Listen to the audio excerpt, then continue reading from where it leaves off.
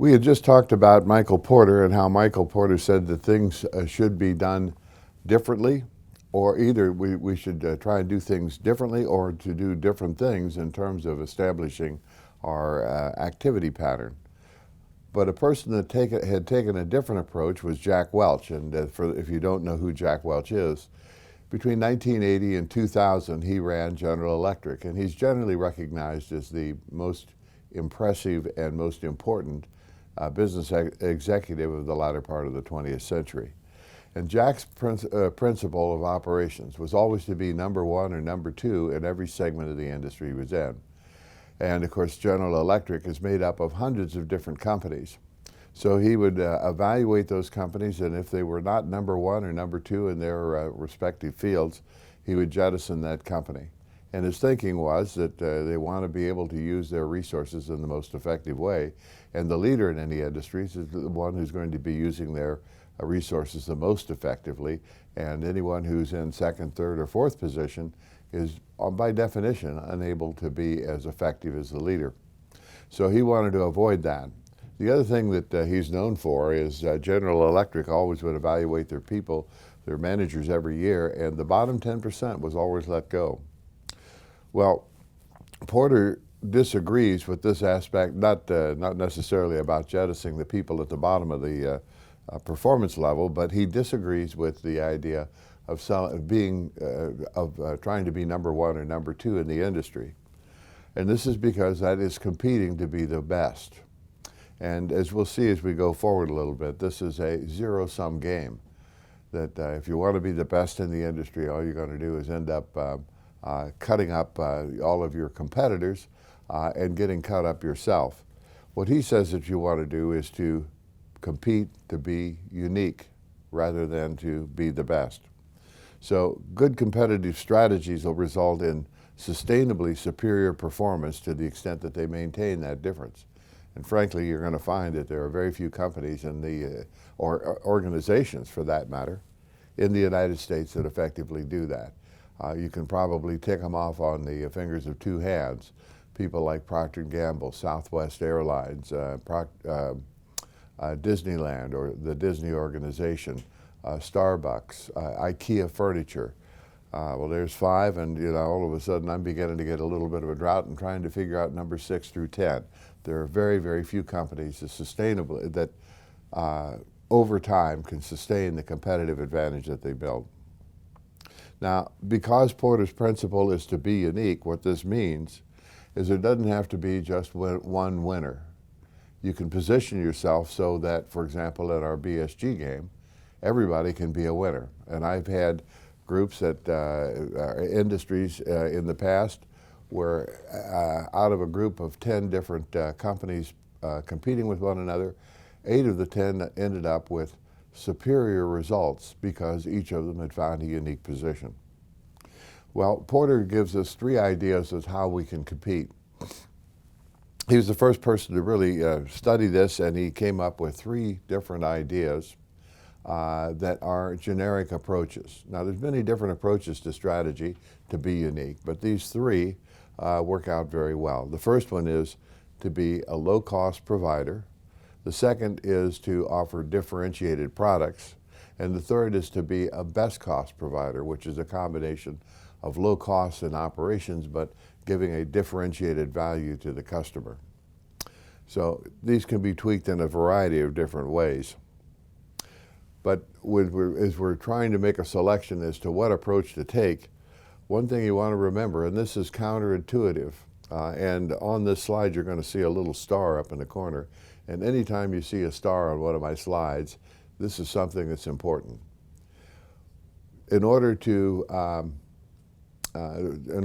be effective and make the best bottom line profit, we have to give the lowest acceptable quality and performance in our product that the customers want to receive. And this goes against most everything we think about in marketing, where we're always thinking about giving more and more to the customer. But the reality is, customers don't want to pay for things they don't need. So anytime we have to add anything to our product, we want to make sure it's something that the customer is willing to pay for.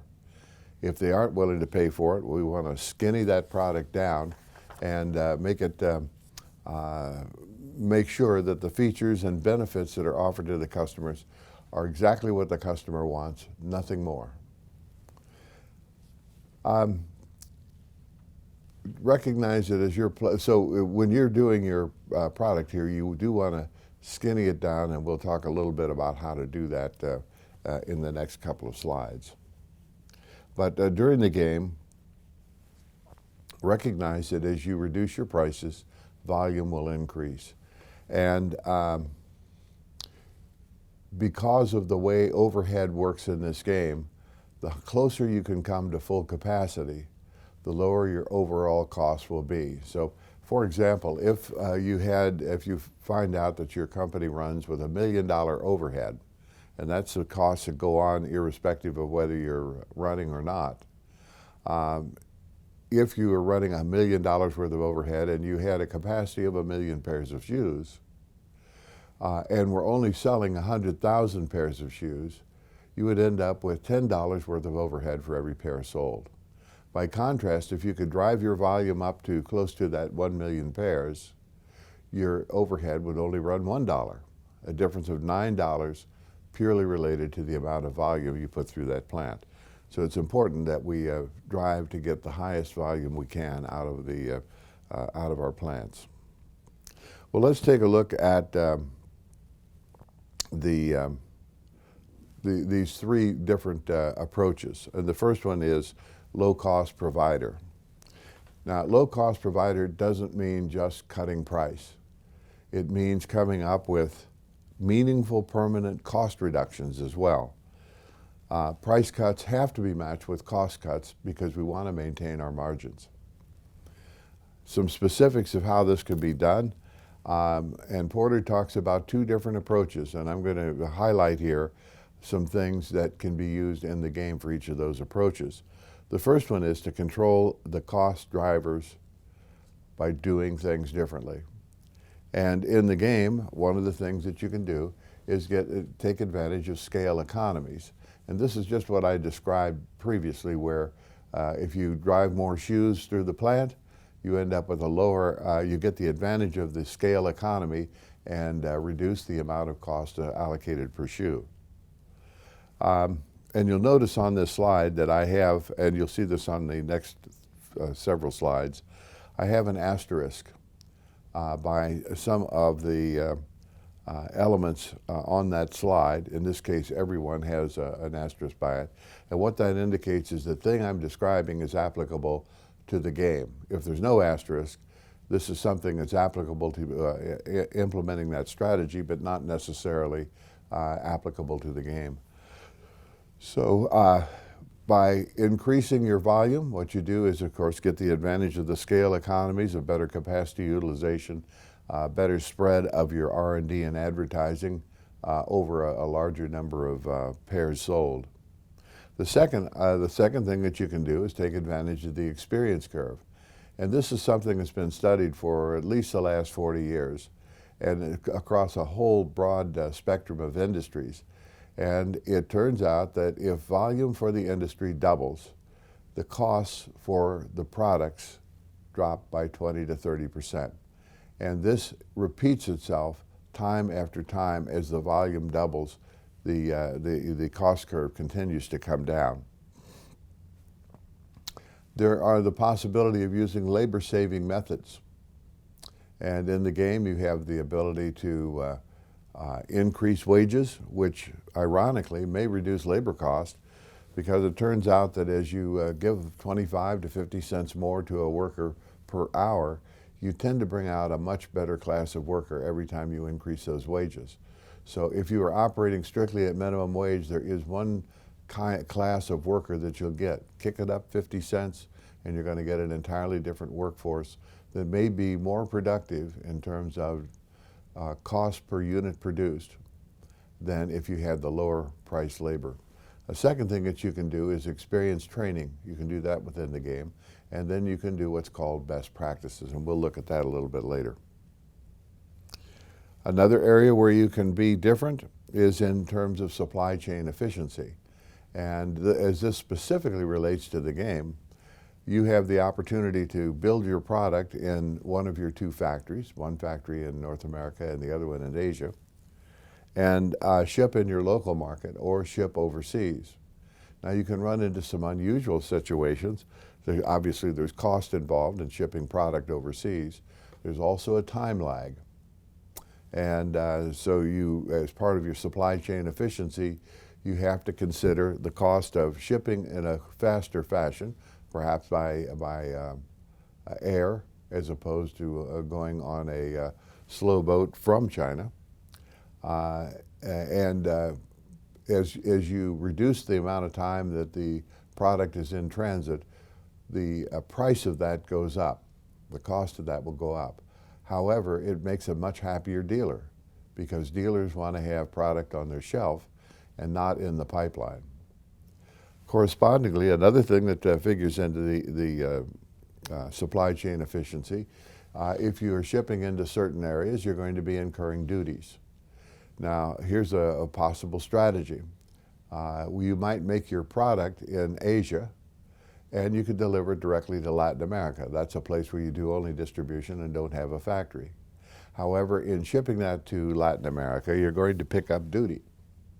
What you might choose to do is to ship product manufactured in Asia to the North America and then have the North American factory produce product in North America but ship to Latin America where there's no duty. And this end around, going from one country to another producing country and then moving that from that producing company to a duty-free area may end up with a cheaper product. But this is a way to do things differently. Finally, you have the option in the game of using high-cost or high-value raw materials or low-value raw materials. Now, you can make a very high-quality shoe with low-cost materials. But you can also enhance the quality of your product by going with the high cost. What you have to do is figure out where you want to be with that, because if everyone decides they want to use low-cost materials, the price on the high-cost materials will come down. The man manufacturing those high-cost materials has to keep operating, so he's going to cut his costs to allow him to keep his factory full. So correspondingly, if everyone buys the high-cost materials, the cost for low-priced materials is going to drop even further, and the price for the high-cost materials will go up. So it's just a straight supply and demand activity. Now, the second approach that we can take is to bypass cost-producing activities that customers don't want to pay for, and this is doing different things. And with respect to the game, one of the things that you can do is direct end-user sales. Your internet sales can be a significant part of your strategy, and that eliminates the cost for the customer of having to go to a store to do his shopping, and also potentially saves him on cost versus what he might pay at the retail level. However, recognize that if you're selling in both the retail market, that is you're wholesaling it to retailers who then sell it to the public, you must have a price differential for your internet sales that will still allow that dealer to mark up your product and make a fair profit.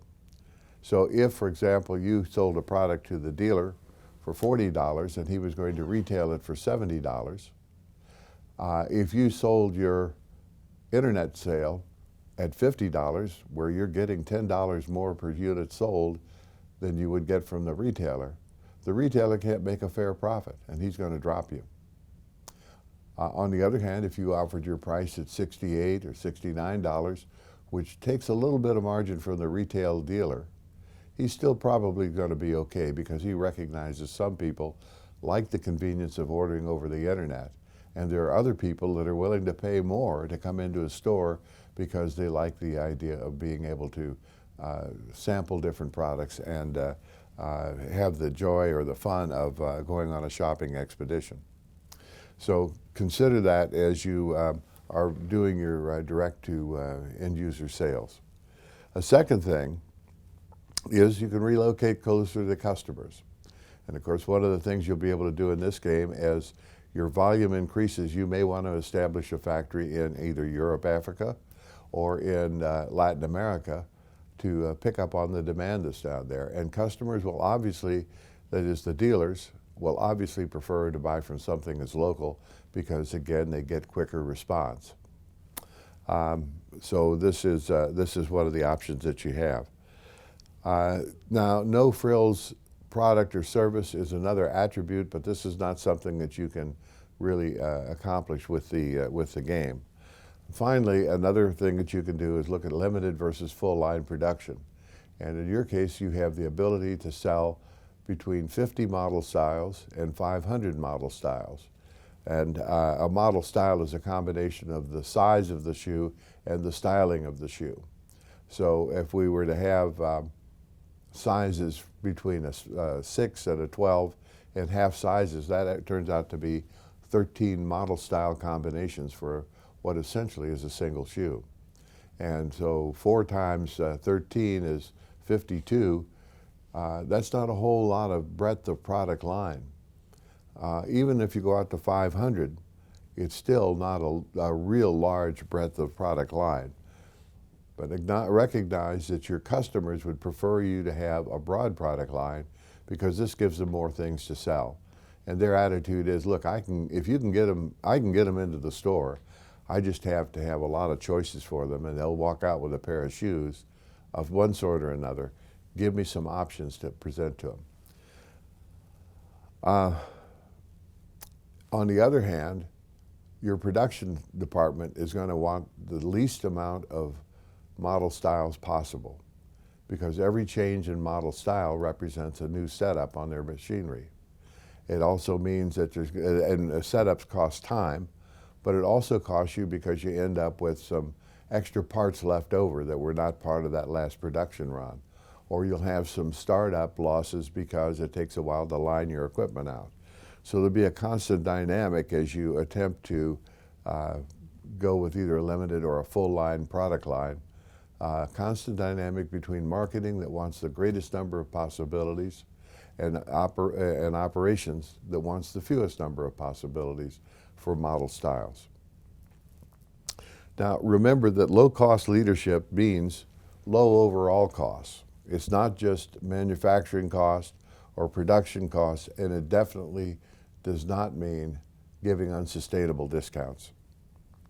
So also one other thing that you must recognize when you're going in with a low-cost, low-priced approach, you have to continue to invest all the things that you need in a good marketing campaign. And that means you still have to pay a lot for advertising, you have to still get celebrity endorsements, and you have to offer dealer incentives. You can't cut these back just because you've reduced your costs. There's a tendency to think that what we need to do with a low-cost, low-price approach is to really go on a starvation diet for the company. And that definitely is not the case. You have to support all the aspects, but you have to find ways to just be more efficient in doing that. And what you're trying to do is to, and you can do this over time, is to create differences in the way the combination you use in your marketing approach, for example, in your breadth of product line and in your pricing that are difficult for the customers, or for your competitors to match. Now, you're going to be saving some money when you go with a low-cost, low-price approach.